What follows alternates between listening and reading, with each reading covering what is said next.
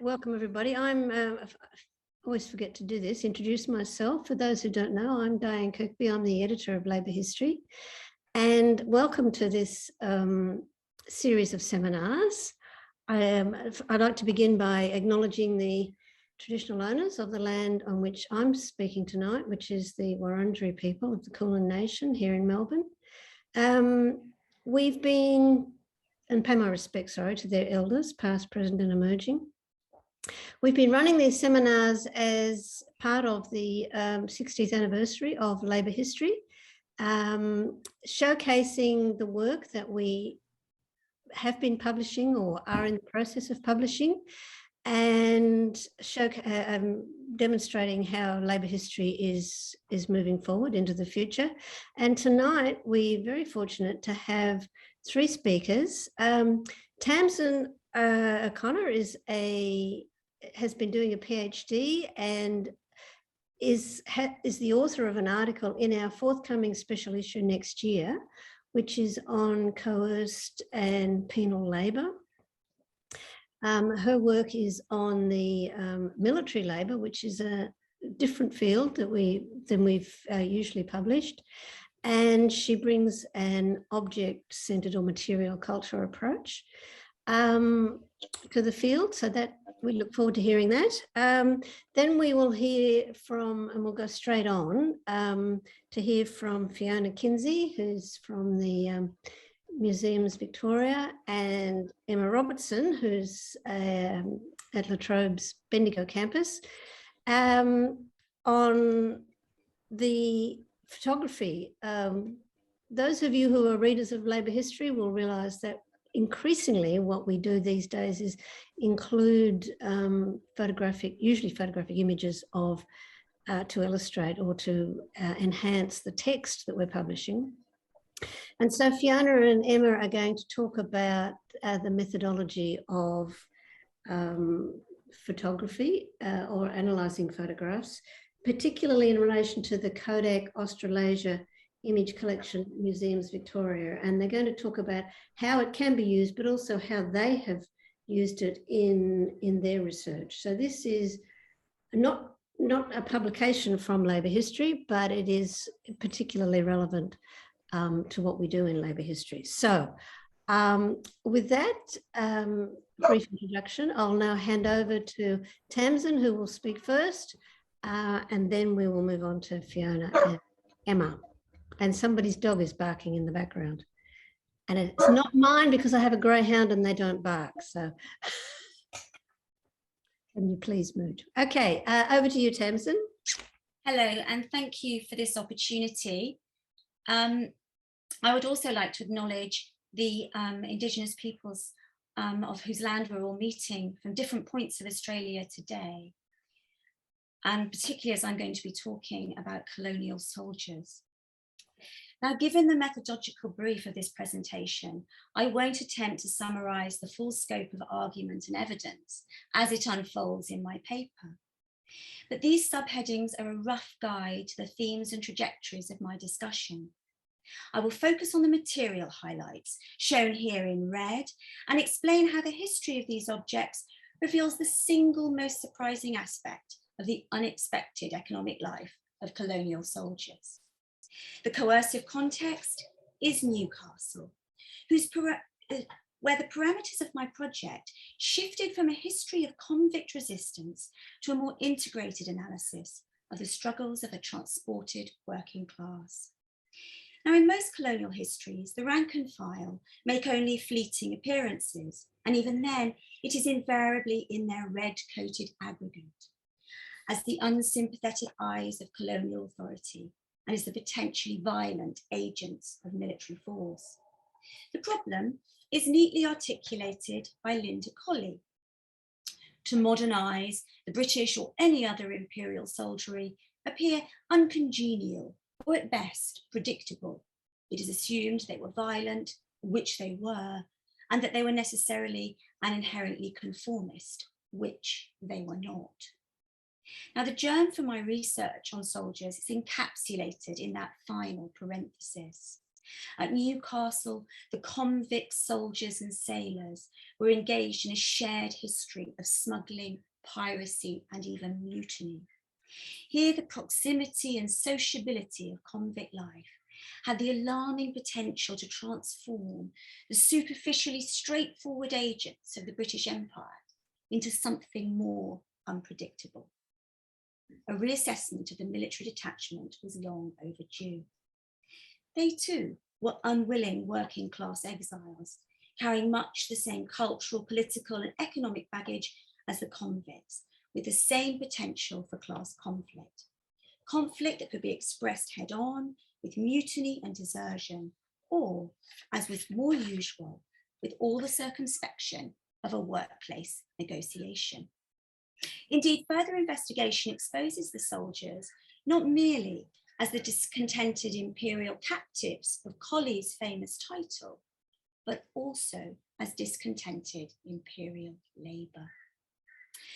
Now, my quest to breach regimental anonymity and reveal the red-coated aggregate in all its subaltern multiplicity hit an immediate snag. Despite the integrated military presence in this famous colonial composition, serving soldiers are among the most elusive creatures in the colonial archive. The day-to-day life of the military detachment was channeled through a separate and parallel universe, the War Office, and the records of the cumbersome, hydra-headed military administration lack the obvious narrative logic of the colonial secretary's correspondence. The War Office and regimental records were beyond the scope of my project, so I've taken a creative approach to my sources. Newcastle has a rich history of material and visual culture, and that was my starting point. Now, this brings into play the curious history of a set of humble wooden boxes, which may have looked something like this. The items in question exist only as a brief reference in the Colonial Secretary's correspondence. Grace Karskens reminds us that practically any document from early Sydney contains some reference to material life, underscoring the entanglement of things, words, and actions. To quote James Dietz, they are but small things forgotten. Nevertheless, they are also intricately connected to the settlement's function in the provision of valuable natural resources, and as such, reveal much about the political economy of the settlement. Now, it was Dietz who pioneered a theoretically complex field devoted to the study of material culture, a field which I skirt. I adopt the more straightforward approach taken by James Wolvin, who, as a historian of slavery, is more concerned with the relative agency of people than with the agency of things. He uses items of material culture which emerge from the world of slavery as pegs on which to hang the very big story of slavery itself. My story is much smaller, but the principle remains the same. And there are, of course, Australian precedents, Philip Jones, Grace Karskens, and Craig Wilcox, for example. But for the purposes of my argument, it is Wolvin who usefully insists that the cultural production of slaves and slave owners cannot be properly understood without reference to their respective civil conditions. It sounds obvious, but apparently it's not. Bearing that in mind, I would like to make a brief detour. If, as Hamish Maxwell Stewart is so fond of saying, the past is a crime scene, then this is Exhibit A. In a meticulously researched and beautifully illustrated book, the emeritus curator, Elizabeth Ellis, makes a series of interpretive declarations concerning the creation of the Macquarie Collector's Chest, none of which are informed by the unequal social relations pertaining to the chest's creation on the penal station of Newcastle. A curatorial and aesthetic story of a somewhat kumbaya cultural collaboration has passed into something like received opinion. And it was my attempts at revision in an earlier paper that made me acutely aware of the explanatory possibilities attached to the chest's poor relations, those humble timber boxes. In January 1811, Commandant Purcell wrote to the Colonial Secretary as follows: "In consequence of frequent application from my men for as much cedar as it would take to make boxes to protect their necessaries while on detachment duties with the prisoners in the woods, I issued a certain proportion for each sergeant, corporal and private." In 1811, this amounted to no more than 24 men. And this extract illustrates how most references to serving soldiers tended to be anonymous and logistically mundane, at least at first glance. I will draw upon just a couple of threads to demonstrate the explanatory potential in this material moment, a potential that works only because the boxes are not used merely as a literary device, although I confess that is how I started, but they have an archival context that generates further evidentiary connections. Dare I say, they developed a momentum and an agency of their own. Now, the boxes themselves may strike you as inconsequential, but at the very least, they allow us to reimagine the red-coated aggregate as 24 individual lives attached to 24 individual timber boxes. Boxes that raise interesting questions. What did soldiers keep secure? What constituted their notion of necessaries? And of course, it was not the same as Commandant Purcell's.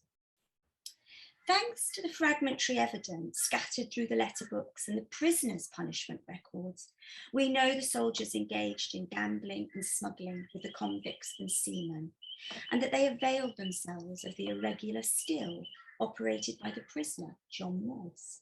They frequented the disorderly house of Martha Young, where they invariably quarrelled with the constables. And in all these places, they would have needed tokens to gamble with and items to exchange. They made frequent requests for stationery to write letters, and soldiers everywhere habitually spent their leisure time playing games or pursuing a range of handicrafts, both as a pastime and as a sideline. In the barter economy of New South Wales, convicts and soldiers alike operated as penny capitalists. Knowing all this, we can infer that what the soldiers of Newcastle sought to hold close was a good deal more than their standard issue kit. And therein lies the rub. Because it turns out that Purcell's box building project was not approved military policy. Indeed, it was not until the late 19th century that the army officially acknowledged a private soldier's right to possess such a box, or even the personal possessions to put inside it. The army did not respect a private soldier's right to own anything other than that which they supplied, all of which was marked with a broad arrow in a familiar and futile effort to prevent trade. What is more, a soldier with possessions or savings could dare to imagine a life outside the regiment. Indeed, the authorities regarded boxes or chests in the possession of all sectors of the working class with deep suspicion. They suggested the possibility of unauthorized acquisitions, accumulations, and exchanges. But as I was reflecting upon the class politics attached to containers for property and produce, I was reminded of a chapter in the London Hound in which Peter Linebaum examines the tobacco trade and the hogshead barrel as the social hieroglyphs of a productive proletariat. And it remains a perfect case study for how materiality and meteorology can inform social and labour history. And a more recent example is by Edward, I think it's DeLillo, who's done really interesting work on the ephemera associated with the Lipton Tea Company and the realities of the plantations. Now, it was through a series of minor regulatory adjustments and small cumulative acts of official bastardry that the economic rights of the imperial working class were circumscribed. Nevertheless, while private soldiers in New South Wales had precious few rights or advantages, they were not without leverage. They were not without agency. The productive and disciplinary pressures exerted on the penal frontier created unexpected room for economic opportunity. and this is perfectly illustrated by the curious history of the soldiers' wooden boxes. Now, in a surprising twist, it turns out that the small things forgotten never existed at all. It seems that the soldiers had subsequently agreed that they could do without the planks of cedar or the secure boxes for which they had so frequently asked. Commandant Purcell's frustration was palpable, and he blamed the civilian officer, Mr. Horner. I paid the sawyers sawing it, but no sooner had I taken this trouble than Mr. Horner gets amongst them and lays hold of it to send off the settlement, thereby not only defeating my intentions for the security of the soldiers' necessaries, but also the poor tradesmen of anything they might earn in making the boxes. There's an awful lot going on here, including intriguing references to customary convict labour rights. But for now, I focus upon a more unexpected revelation. The surgeon's acquisitiveness had inspired the deal, and thus he came to blows with the commandant. Actual blows were exchanged. And this looks like the big story. It's not, but it is an unfortunate circumstance because it meant the colonial secretary made pressing inquiries which prompted the subsequent justifications and revelations. The commandant is anything but forthcoming. But from the colonial secretary's response to the doctor's complaint, we learn that the soldiers had willingly negotiated the sale. Horner claimed he had legally purchased the 66 boards from the soldiers at Newcastle who had obtained them in payment. How do we explain the disparity between these accounts? Purcell referred to the timber as a benefit bestowed, and the soldiers perceived it as a wage that they earned. It appears to be precisely the sort of class dissonance that so often characterise these patterns of exchange. Or perhaps something more interesting was going on. Let's go with that.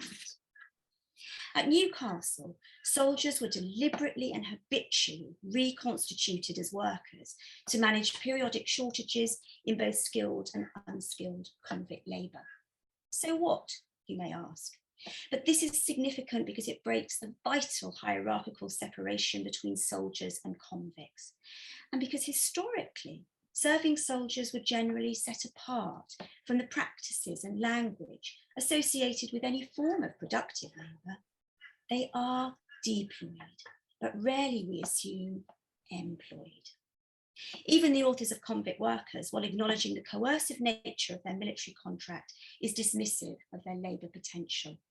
The commandants of Newcastle were not. On the 4th of January 1811, Purcell reported that the arrival of a new batch of prisoners would enable him to relieve the military he had been obliged to employ upriver. Whoops. The revelation that convicts would be relieving soldiers tells us they were not upriver on patrol, but were doing the work of the gangs. And on a penal station, this is a mic drop moment. And had I not been on the trail of the boxes, I would have missed the telling incongruity of those verbs, relieve and employ. On the 5th of October, 1811, his successor, Commandant Scotto, was more explicit when he explained, having no carpenter among the prisoners, I've employed a soldier in repairing the boats. How is he to be paid? In the same throwaway remark, we learn that a Private Jones had been employed as a wheelwright. That soldiers could be carpenters and wheelwrights or even blacksmiths should come as no surprise, given the diversity of skills and experience required to maintain a military force. The ranks invariably contained a range of useful skills. After all, it was the labourers and tradesmen adversely affected by trade cycles or mechanisation that formed the backbone of the rank and file. In times of need, officers would comb out the ranks in search of useful tradesmen. In this way, military labour could ensure the viability of British colonies, particularly in those locations with significant skill shortages. Peter Way argues that the British Army, was essential to developing the 18th century American frontier, not just in terms of their military service, but as a productive labour force. Now, in the context of a convict colony, the demand for military trades must have noticeably diminished, except during those periods when, and in those locations where, a shortage of convict labour forced officers to comb out the ranks. Nevertheless, the examples at Newcastle could easily be discounted as anomalous, were it not for a general order instructing the commandant to keep an exact account of all extra work done by soldiers or convicts during the hours allowed for their employment. More significant is the parting advice to avoid employing either soldiers or convicts for extra work. We can infer from the governor's sudden desire to regulate these transactions that they had become commonplace at Newcastle. And this is not without precedent. Arthur Phillip combed out useful carpenters and sawyers from among the Marines, who promptly went on strike, declaring they would not work any longer without being paid for it. In those trying days of first settlement, Phillip had no choice but to agree to their terms. On one hand, the distinction between what constituted proper military duty, covered by the terms of their military contract, and what constituted additional civilian labour requiring further payment had been indelibly drawn. From the earliest days of settlement, military personnel displayed pre-enlistment working class attitudes by asserting what Nick Mansfield calls a strong contract culture. In this period, before the dramatic post-war rise in transportation, manpower shortages were experienced across the colony. A speculative search of the Colonial Police Fund, published in the Sydney Gazette, reveals that Macquarie himself habitually resorted to military labour. I identify and describe a diverse range of these transactions in my paper, and it would appear that an untold chapter of labour history has been hiding in plain sight. I think it likely that the practice of employing soldiers was underreported at Newcastle because it created precisely those accounting problems contained in Scotto's question, how is he to be paid? Seeking approval from headquarters was liable to provoke unwelcome scrutiny. It was probably convenient to keep transactions off the books or disguised, I forgot to move on the thing, or disguised as a military necessity, as was certainly the case with the 66 boards of cedar for the soldiers' boxes. The soldiers understood the value of their labour, and they were able to negotiate better economic terms in exchange for their cooperation. What is so intriguing is how often their officers were prepared to comply. For the reasons why and the risks involved, I refer you to my forthcoming paper. My time is up. I will leave you with what I hope is the genuine artefact, a surviving soldier's box. Thank you.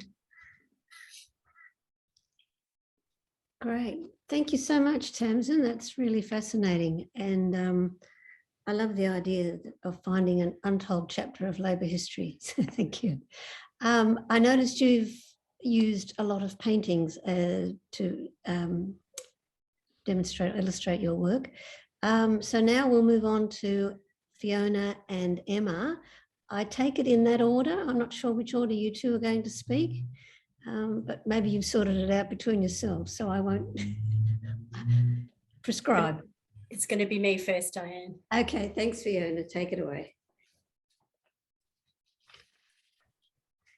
Oh, Tamsin might just need to stop sharing first, I think. Ah, yes. Can you take your...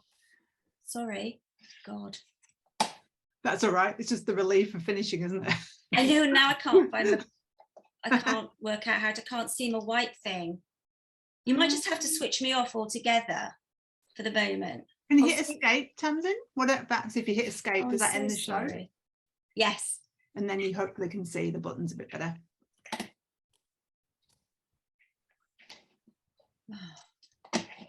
It's always when it really matters that things won't work. I might be able to share anyway. Why don't I give it a try? Yeah. I'm trying to remember how. Carl can probably. Am I sharing? Yes, you're still Oh, sharing. hang on, you can actually change who's doing it. That's clever. I just was able to go view options, shared screens, and I was able to click on Fiona, but I don't know how that works. Is and that no one else right? can probably see But that. well done. We've got Can everyone else see sharing. Fiona's now? No. Do we No. all have to do it individually? Look, I tell you what, Tamsin, Switch me off. I'm going to switch you off, and Yeah. you can join us Oh, straight yeah. away. back. Bye. Bye. Sorry. That's the second time I've had to throw her out. Someone out. Now, can you see my screen? Yep. Yeah. Yes, we can. Perfect. Okay. Well, hello, and thanks for having me and my research partner, Emma. It's a privilege to be speaking here at your 60th anniversary seminar series. Thanks for having us here. In our joint paper today, Emma and I are going to share just a little bit about our collaborative research into the Kodak Heritage Collection at Museums Victoria, which we started working on several years ago. Supported by seed funding from Trobe University and with the help of our research associate, Dr. Sophie Couchman. I'd like also to acknowledge the scholarship of my museum colleague, Hannah Perkins. Before I launch into it, I would also just like to pay my respects to the Wurundjeri people, which is the people from the land that I am speaking to you tonight, and pay my respects to elders past, present and emerging, and to those tuning in from around the country. So, in keeping with this lecture series theme, methods and approaches, I'd like to anchor our presentation by sharing my insights into the character and the composition of the Kodak Heritage Collection. This is a great opportunity for me to reflect on my practice and lift my head up from the collection work that I do. So, as the curator of the Kodak Collection, I've led the acquisition for the Museums Victoria and have worked closely with the collection for the last 17 years. And I think it gives me a unique perspective on how the collection has been formed and shaped. And I can reflect on the values and the challenges of this collection in labour history research.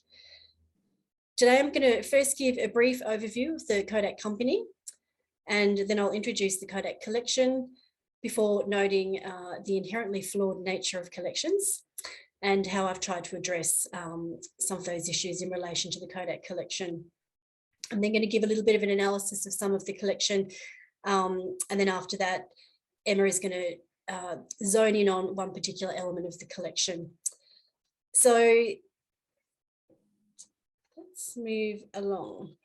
For those who don't know about Kodak, here's a quick précis of its core business. For the majority of its existence after its establishment in the USA in the late 19th century, Kodak made and marketed photographic products such as glass plates, film, paper, processing chemicals and cameras. It also operated processing laboratories to develop and print photographs, amongst other things. And its business catered to the needs of amateur and professional photography, as well as graphic arts, motion picture, medical and business imaging. Kodak is a global corporation, and it's had an Australian subsidiary, which was a manufacturing hub for the Australasian region since 1908. In 2004, Kodak Australasia's long history of photographic manufacturing came to an end when its Coburg factory was closed down. The company still exists here in Melbourne. However, it's now a distribution and marketing centre for the region.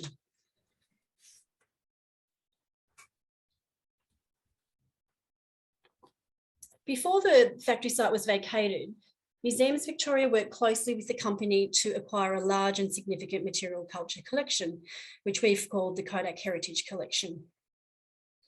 Overall, there are around 40,000 items in the Kodak collection.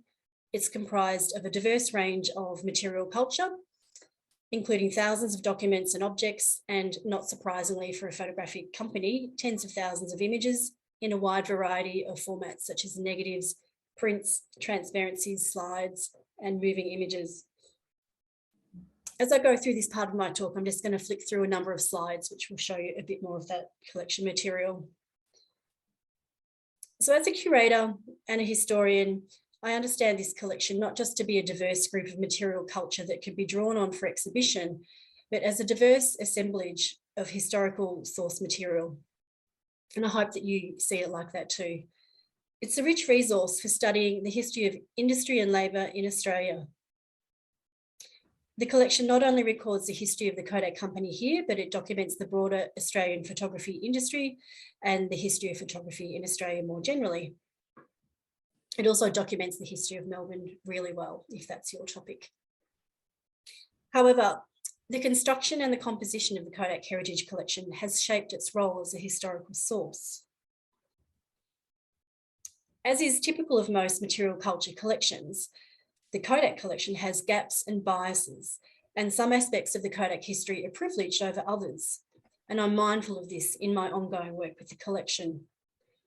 As photographic theorist Richard Bolton states, to interpret a photograph or any cultural object is to negotiate a sea of choices already made.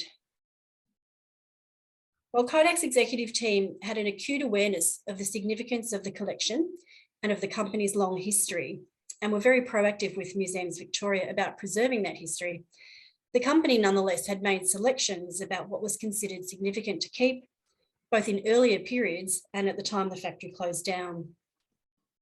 Excuse me. Museum, curatorial and other staff, and in particular myself as a lead curator who acquired the collection, we've similarly made choices along the way when deciding what the museum would acquire from what the company held. Because of these layers of selections, the Kodak collection is inherently incomplete. Despite being very extensive in size, it still contains unavoidable gaps because not all elements of that official archive were extant at the time of acquisition, or because the museum simply did not collect them. And there's an uneven representation of material, of time periods represented, of people represented, and we'll hear a little bit more about that shortly. As we all know, the types of stories that emerge from material culture are very much dependent on the collection items that exist and which you can work with. So there's also bias in the Kodak collection in terms of whose voice and perspective we've collected and preserved. Aside from bias due to the survival and subsequent selective acquisition process, there's bias due to other factors much earlier in that process of building collections, such as company values, policy and practices, cultural and economic contexts, and so on. As a curator, I like to ask a question, and I know Emma does too, which is who produced the material culture, for what purpose, and who was its intended audience? In the case of Kodak, the material that was offered to us was very much a corporate collection, recording an official account of the company's history for administrative, marketing, and branding purposes. While there are numerous examples of material in the collection that reflect the social life at Kodak, the collection nonetheless represents a carefully shaped account of working life and Kodak's corporate success. So I sought to proactively balance the corporate voice in the collection to respond to the inherent gaps and biases through commissioning an oral history program and promoting a collection donation program as well. My team and I recorded 51 oral history interviews with former staff or people closely related to the company, and we collected material culture from the interviewees as well as from many others. I've just realised I haven't caught up with these slides. This collection development strategy aimed to give voice to the workers and to help personalise the broader the broader corporate narrative with rich detail. I wanted to record stories that were absent in the corporate collection and document multiple perspectives using a range of material culture from managing directors down to the tea lady. This was a successful initiative and was one of the most meaningful parts of the Kodak curatorial work for me. Yet, despite attempts to create a more representative collection, of course, I know absence and bias inevitably remains. Nothing is perfect, and this influences the collection that the museum holds, and in turn shapes the historical record that exists and the stories that we can tell. And this is no different from any other historical source collection. And curators and other researchers such as yourselves who might use these collections, we all need to remain aware of and attuned to the specific historiographical challenges of this kind of material. As an example of some of these challenges, I'd like to dive into some of the patterns of representations of the images in the Kodak collection to highlight how source material varies across time and some of the challenges this brings in accurately interpreting history. And I'm only including reference to photographs documenting the Kodak business. There are many other images in the collection that relate to the broader history of photography in Australia that I've excluded for the purposes of this discussion.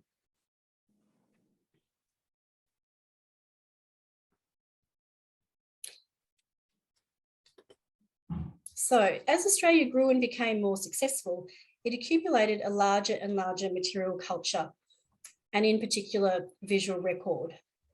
Due to reasons of shifts in photographic technology and changing accessibility to it, changing levels of corporate success for Kodak, workplace culture and work practices, and changing photographic practices, the visual record is different over time, and it's more useful in some periods than others.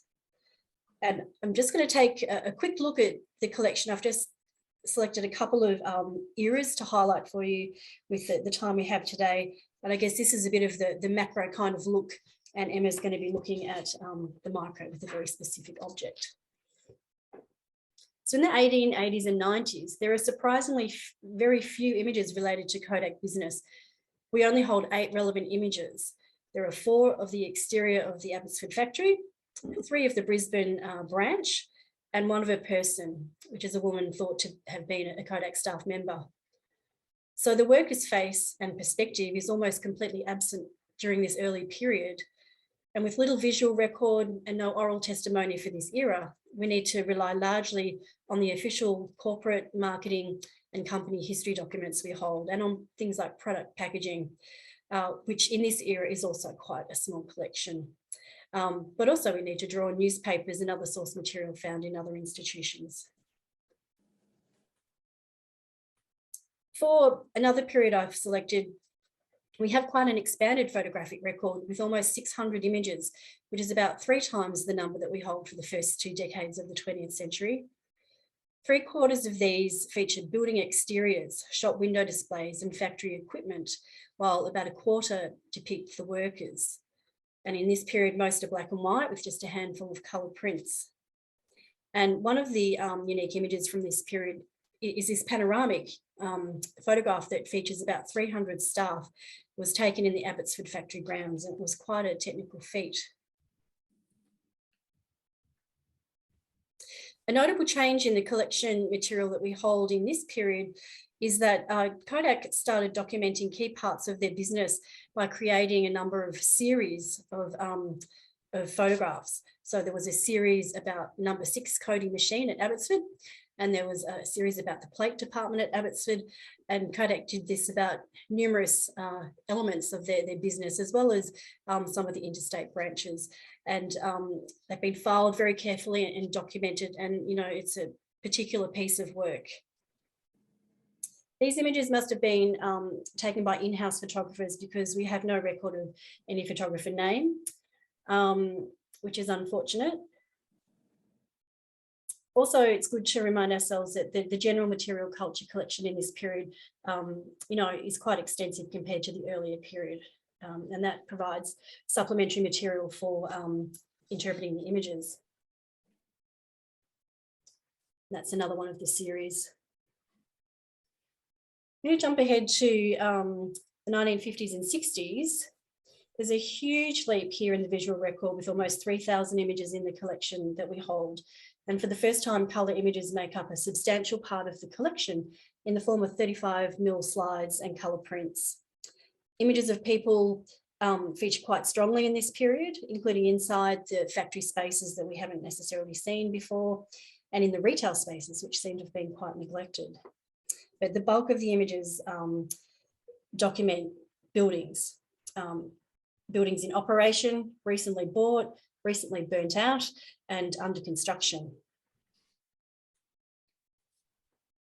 The key element of this time was a professional photo documentary project that Kodak undertook when their new factory was first opened.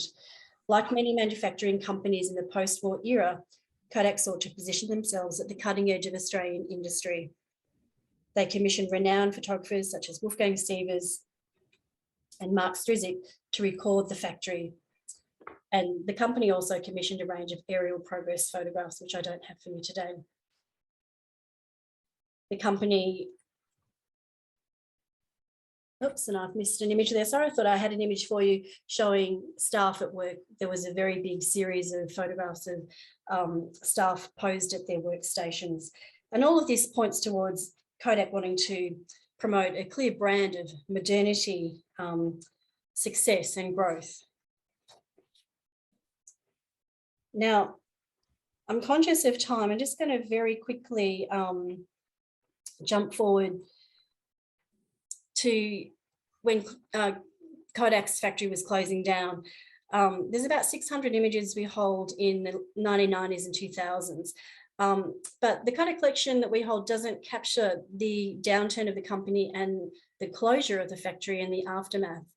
So the celebratory images by both the company and the staff continued, showing a workplace camaraderie and a commitment to new projects, even in the face of uncertainty. When images do tell the story of the company restructure or factory shutdown, it's largely through the vernacular snapshots of staff like this, or commissioned works for outside bodies, such as the ones I'm showing you now by Peter Bennett's, and rather than the official Kodak corporate images. So there's a lot of kind of detail in the collection. And within that, there's a lot of information to be attuned to about what you're kind of finding out about the history of Kodak. Some things I just wanted to flag in this short time is we have a lot of photographs of staff, but we don't often know their names. Often we only know their names when former staff have donated photographs and captioned them for us. Also, thinking about the very specific character of, sorry, that was actually from just before, I'm just going to flick through that. The nature of a photographic company, they work in the dark because of the sensitive nature of the materials they're making. And so a lot of photographs are taken outside, partly because the light is better in the earlier 20th century, so much easier to take photographs of staff than inside the buildings. But Kodak had many buildings that had no windows, and they were staff were working in the dark. So we always need to kind of think about the specifics of the industry that we're talking about and what might be going on, why they're making certain photographs or why they're not. And so all of this, I guess, leads to remind you about how fragmented and inconsistent, collections can be, and we just need to be alert to all the information in them. Now, we're very fortunate that in almost every time period we hold images for, that there are images from former workers, and I'm going to hand over to Emma now to talk about a particular object that we have from a former staff member. And over to you to talk about Yvonne, Emma. Great, thanks so much, Fiona. Hopefully everyone can hear me okay. I'd also like to echo Fiona in thanking the Society, and I'm here on Dja Dja Wurrung country here in Bendigo, and I'd like to pay my respects also to elders past and present. So yes, as Fiona was saying, the Kodak, the museum and the collection is really fortunate in having several examples of some worker donated albums, or albums donated by descendants of workers, which is separate to the original company donated collection. And these really do provide a remarkable contrast to some of the more corporate albums, and they offer a bit more of an insight into working lives of staff and how they construct those working lives for themselves. So I'm just looking at one of those examples, which is the album that you can see here from Yvonne Cameron, one of the Kodak workers. And a bit sort of interested in albums, I was thinking as Tamsin was giving her paper that actually a lot of what I'm saying here is probably more about the material culture of the album in some ways than the images.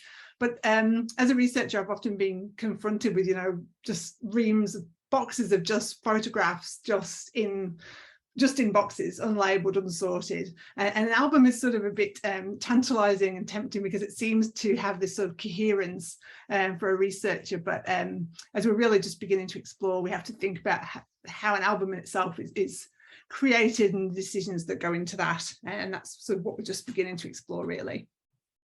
So Yvonne's tartan covered album is really a striking example and really stood out in the collection as a worker created collection of photographs. Yvonne was born in Melbourne in 1934 and came to Kodak as a married mother of two, looking for part-time work, which would be close to where she was living in Coburg. She started work in the canteen in 1964, and she was in various roles before leaving to spend more time with her sons from 1975.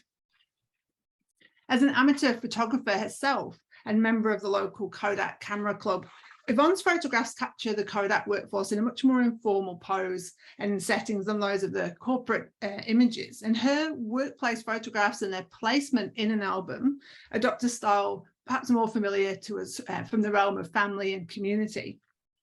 She also took advantage of the opportunities at Kodak to have cheap or free cameras, free processing of her film. And these are the sort of material conditions which structure her own photographic practice. Can you just go forward to the next slide, Fiona?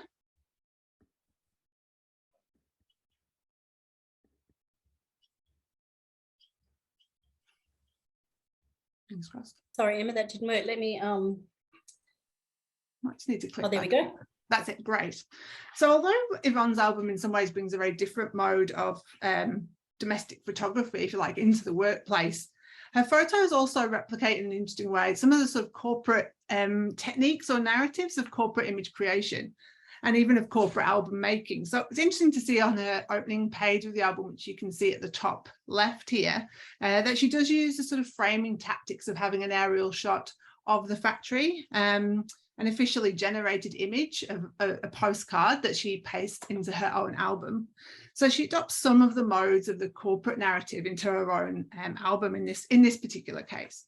And her album ends with the official story of the building of the factory chimney. And she uses the newspaper cutting and pastes that in.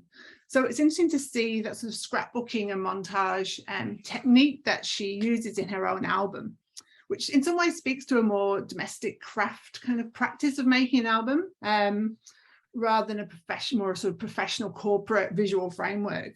Although it was interesting in the collection that some of the Kodak albums also use a bit of this montage and pasting in of special memorabilia and things like this. One challenge for museum creators, but also for myself as a researcher, is capturing the reality of albums as material objects. The preservation of photographs within albums is a challenge for the museum. The sticky adhesive plastic pages, some of us might remember these kind of albums with the plastic layer that goes over the top, can cause the disintegration of photographs. So Museums Victoria actually image captured the album as it was, and then they removed the photographs to be able to protect those photographs. But when we were doing some of the research for this paper, we did go back and handle the album, and we could sort of see the ghostly traces of the photographs which had been removed, just to get a sense of that sort of physicality of this material object. And I think a real sense of Yvonne's agency and creativity comes through handling the album and the photographs in this way. You can see how photos have been snipped down to fit into the album, how they've been labelled and relabelled in particular ways. And she even labels herself in the album, which I think is interesting in that sense that she's got an audience, an external audience in mind, even if it's just family members in the future. And we think this album was probably a retirement project. So it doesn't have the internal sort of stylistic coherence. I think maybe just, could you move forward to the next slide, Fiona? Just to be conscious of time. It doesn't have, maybe the sort of stylistic coherence of the official album. You can see how these were created over many years, and even the sort of the different techniques of the photographs, black and white and colour, and different photographic paper. But yet she still creates a deliberate coherence. She still creates a chronology. They're not just random photographs. There is an order to them, which I think is interesting in how she creates that story of her working life. And the album in its entirety gives a sense of workplace culture, I think, in a way that it's very difficult to get from the official archive. That you see the varied friendship groups socialising within and outside. There's lots of physical contact between women and then between women and their male working friends. Can you skip to the next slide, Fiona? Thanks. I think that's the last one, and narratives of factory camaraderie, which can invite sometimes a critique of nostalgia when it's expressed in oral histories, are here being captured and also constructed visually in the photographs. We can sense the fuzzy edges of the groups and the limits of an individual's memory. Sometimes Yvonne struggles to remember exactly who's in the pictures, and sometimes there are little question marks in her labels. But this intimate view of staff relationships is one facet of Yvonne's album that's very different from the corporate photography that survives. We can really see a glimpse of her personality. They offer a much more sort of candid and vivid and energetic view of the workplace. And her informal capture of staff can be related to the positions that she held as a worker. So she was able to move. She moved from the tea room, she worked in the offices, she worked in the shop, the camera shop.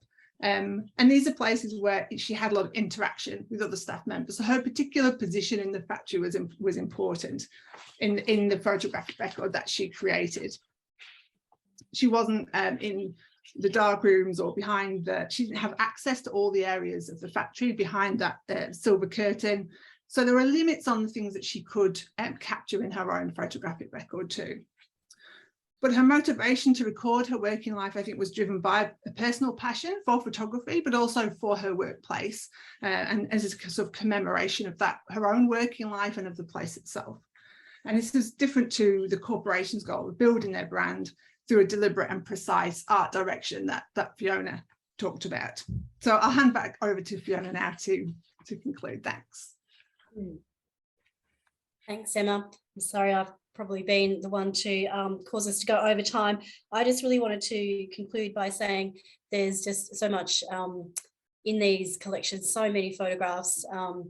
Each era has its own kind of character and strengths and weaknesses, and you can delve down into that, you know, quite deeply. But just to flag also that this is not the only collection that Museums Victoria has that might be relevant to Labor history. If you're looking to do some research, here's a spruik. So, you know, let us know. And I don't have a shot of it for the screen, but we have a website called Kodak Snapshots that draws heavily on this collection, as well as external material that, you know, I encourage you to have a look at if you would like to know more about the history and the narratives and how we've used that material. Just Google Kodak Snapshots. It's been very well received in the public sphere. So thank you. Thanks, Emma. And thanks, Diane. Back to you. Okay, well, thank you so much, Fiona. Ooh, sorry, turn that off. I did have a video, but I think we don't have time on it. How long was the video? It's about 2.5 minutes. Sorry, I better go. Do you want to show it quickly? We can. What do you think, Emma? If that's okay, Diane, I just was conscious of the time, so I didn't. But it's just a little story of Yvonne's life, so it does combine the oral history and the photographs in an interesting way. Yeah, I think we can. Have a quick. That'd be nice. Okay, here we go. 1934. I had 2 children. I married and went to live at East Coburg, Tilly Street, and I was looking for a part-time job. And someone said there was vacancy in the canteen, and I went to work there, clearing the tables, taking the dirty dishes out to the washroom, doing all that. We did morning tea. Teams of 2 women would go over to Building 8 to the tea room there and make morning tea and coffee, put them on a trolley and gave them out to the different people working on each floor. I increased the hours and I worked on the hot meals, giving those out at lunchtime, and then I went to the milk bar through the lunch rush. And I transferred to the photo shop, being always interested in photography since I was young. I wanted to get into the photo shop. When I was in the photo shop at Moomba, when the big procession was on, we had a caravan. So there were people coming up all the time they wanted to buy a new film, or, you know, if something went wrong with their camera.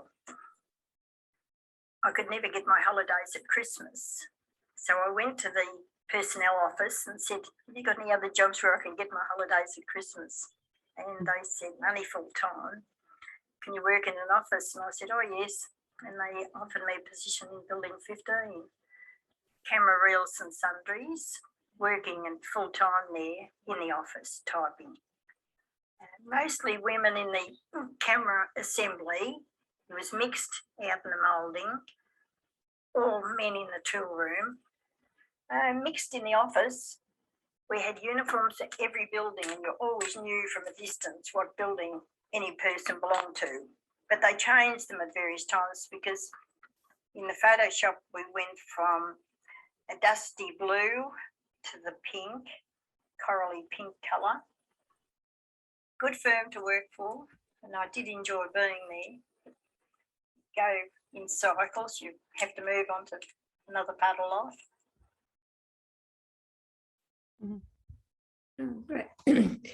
Comment down in the chat just about donating Oh, okay, good. from a factory and donating to the Queensland State Library, and that their photos were donated without any attribution. And this is from Carol Corliss. I probably thought I would be in Queensland to give the attributions, and now based in the state. So I don't know if Carol can say which firm that was, but it's Yes. probably a tricky question for Fiona. Go on, Carol. Yeah. The factory was what was Provincial Traders, then became Medali Foods, which then went on to be GrainCorp Foods when it closed. They moved production to Victoria. So when the factory closed, I actually wrote a book of the history of the site. It was given to all the employees on site, which is an interesting, I think they tried, I was a union delegate, so I think they're trying to keep me occupied elsewhere, but it didn't do that. So, so I spent time in preparing that book and used the material that I found on site as well as at the State Library. But I made sure that material that the company had was actually donated to the State Library to ensure that it, kept on for other people to be able to use. The newspaper clippings books were very interesting because, as you said, the material is very driven by what the company is looking at the time. So the ones from the 1950s was more around, and up to the 1970s was more around the war between the dairy industry and the margarine industry, the fats and oils industry. Whereas the ones from the 80s and the 90s was more around all the union strife and everything else that was happening at the time. Mm-hmm. And if I had more time, I would have spent more time looking at some of those newspaper clippings, but it was very interesting material that they had. As you said, it's curated by whoever is actually taking those newspaper clippings as well. So. It sounds fantastic, Carol. Really important to preserve that material. And I know with the Kodak collection, we found that working very closely with the former staff has been the only way to make sure we've accurately documented it, because there's just so much that we can't know unless you're, have been part of that industry. So, if you ever get back to Queensland, someone might be able to, or someone else that worked there might be able to provide that expertise. Really important. Yes, please do, Sarah. Go ahead. Oh, thanks, Fiona and Emma. It was a great paper. I love hearing about how photos are used in research, and there's so many different ways you could take it. I wondered if you interviewed Yvonne and what sense she made of her book. Did she have a particular narrative behind it, and was it different from the corporate narrative of what, there's a lot of stuff I don't know with the silos of historical research. I'm not sure if you read the critical management stuff in this area, but Michael Rowlandson and Hazard have done all that stuff about Cadbury, which is sort of similar, the company construction of a particular narrative about the meaning that the workers would have to the firm.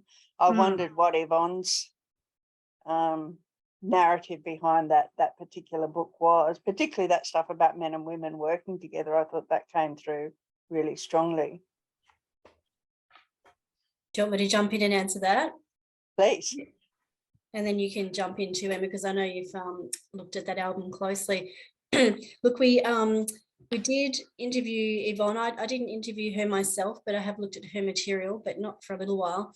I think it's interesting at what point someone's interviewed. She was retired and You know, I think it was very much a nostalgic kind of journey for her. And because we did a public call out for people to participate, and we also targeted certain you know, groups trying to attract certain stories, but it's very much a process of people self-subscribe to these things. And so if they had a terrible experience, they rarely contacted us. We heard very few kind of really difficult kind of working life experiences. So most people did have a pretty optimistic time and thought Kodak was a good employer. So I think for Yvonne, she was working through her working life and making sense of it, and wanting that material, which she, as Emma had pointed out, you know, put together with such love and fondness that she kind of wanted it to have a home.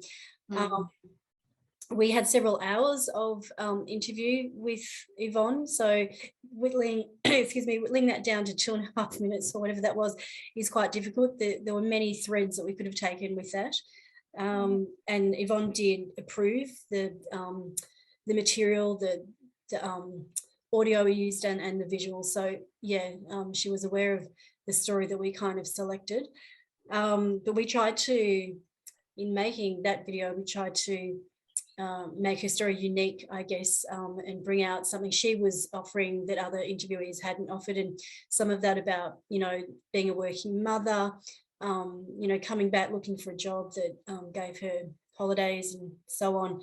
So just trying to kind of balance out amongst all our interviewees, really, what their strengths were.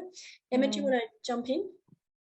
Yeah, I think only just to say, as Sarah mentioned, that I think probably knowing sort of Michael Rowlands and stuff, and the stuff that I've done around Roundtrees too, in a similar way, like I've met Michael, that I think there is that element of that narrative of the good firm or the family firm, and I think, you know, that I think the place, because if I've got this right, Yvonne could see Kodak right from where she was living. Yes. And so I think I find that fascinating, because that happened in York too, like with Roundtree's chocolate firm, that the narratives of place and firm are very much kind of interwoven, and I think that loyalty to factory and to place is kind of very, you can't really, they're inextricable. So I think probably in some of the way I approach this, I've got that kind of Mick Rawlinson sort of approach in my mind too, about how these narratives work and how workers might subscribe to some of that and echo that, but also how they can influence firm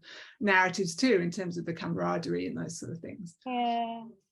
I've seen collections of union photos from particular workplaces, so the solidarity is of the union rather than the workplace. So yeah, a different essay, I guess. But yeah, I know what you mean about for women, those kind of jobs were such a getting out of the home and having another identity other than just wife and mother. So they were really important in so many ways. Yeah. Anyway, sorry, I could talk forever. Thank you. I think Bobby, welcome Bobby from Perth. This is great to hear from Bobby. You have a question? Yeah, well, it's more a comment really. I was very interested in the contrast between the private album and the corporate photographs, because we found exactly the same thing with the Midland Railway workshops. Is the photographs that the workers gave us were people having fun, you know, dressing up, doing things around the workshop, whereas the corporate photos were things like open days to attract apprentices, or the official competitions like the ambulance competition, or different products that the workshops produced, usually with a minister there to see that they'd produce a new wagon or engine or something. So I think it's probably true of most those big workplaces, is that there's a whole different life of the workers. In fact, we had a chapter in the book that we wrote on the social and life of the workshops, which was like a whole lot of, you know, people running betting shops and growing grapevines and all that kind of thing, that had nothing to do with the official life of the workshops. So it's a form of resistance too, perhaps. Yeah, to that dominant narrative. Yeah, thanks, Bobby. And you think you see some like sometimes in the corporate magazine, I don't know that much about Kodak's one, but I know in the Raunchy and the Cadbury the in-house journals, they're sort of like the official corporate bit, but then you have worker photographs sort of reaching in a bit more disruptive or different kinds of stories about the workplace, or even just the sort of the wedding photos that workers would say, oh, I'd always turn to the end of the magazine to see the work who was getting married rather than the official kind of factory discourse at the start. And that was certainly the case for Kodak, but over time, where there was once an opportunity for workers to, you know, have all those kind of personal columns about babies and weddings and selling things, by the 90s, when the company was kind of economically struggling and became far more kind of corporate in their publication, and kind of really got rid of all of that kind of material, became much sleeker, you know, marketing tool really for them. And I just wanted to say also before about some of the stories that are difficult, that you don't always find them in one place. Like you just might find them in a margin here or there, and they may not be in a photograph, which is a limit, you know, of photography collections. At times you might find it in an oral history or in a document somewhere, and you kind of have to try and build those difficult stories of workplace accidents or environmental you know, spillages or whatever. They're not laid bare as easily as the happy stories, so you have to go looking for them. One of the things that was interesting about her narrative was the uniforms and the way they could recognise exactly where everybody worked in the factory, which building, because according to the colour of the uniform they were wearing. Yes, but they kept changing them just to keep you on your toes. Yeah, yeah, indeed. Nice how that comes through in the colour images, isn't it? Like from the black and white, when it's very hard to kind of reimagine the colour of the workplace when they get the colour photography. I mean, I love Kodak just because it has that dual, it's making the film, it's making the cameras, it's influencing how people take photographs, and then it's also got those workers themselves. I just think I do love that element of Kodak in particular as a company. Yeah, really interesting. Anyway, it has been a terrific discussion and the 2 or 3 presentations. So thank you. I'll thank Tamsin in her absence, and thanks Fiona and Emma and everybody else for their contribution and attendance. And keep an eye on the rest of the year, because the 60th anniversary is not over yet. We have our anniversary issue coming out in November, and we may well organise an event in relation to that as a way of marking the end of it. So great to see so many people, and thanks, Carl, for your magnificent efforts.